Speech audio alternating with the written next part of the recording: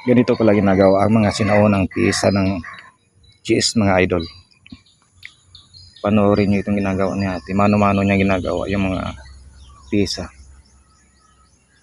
Isa-isa. Kung iisipin mo, sobrang tagal ito gawin, mga idol. Base sa kanyang mga kagamitan, ito ay mga makaluma pa. Wala pang mga bagong kagamitan noon. Kailangan lang talaga ito ng tiyaga at sipag. At kilala naman talaga itong mga Chinese sa pagiging matyaga nila at saka sipag.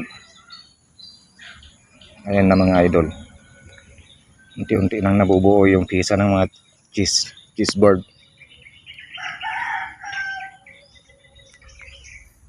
Pagkatapos niyan pakinisin yan, mga idol, huhukitan niya yan ng mga letra gamit ang mga shield. Napapansin niyo, nilalagari niya yung mga shield ng mga maliliit.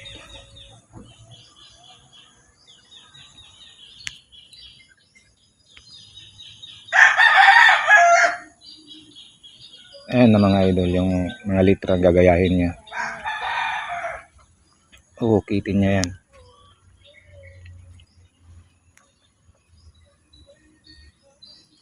Isipin mo, sa ganyang proseso, mga idol, kung ako yan, nako, wala na, hindi ko na yan pagtsitsagaan. Pero sa kanila, bilang yan yung kumbaga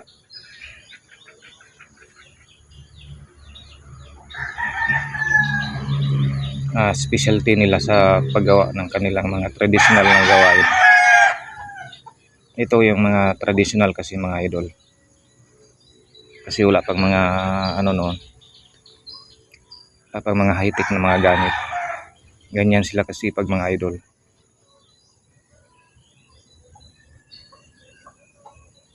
Panoorin natin ang video hanggang dulo, mga idol.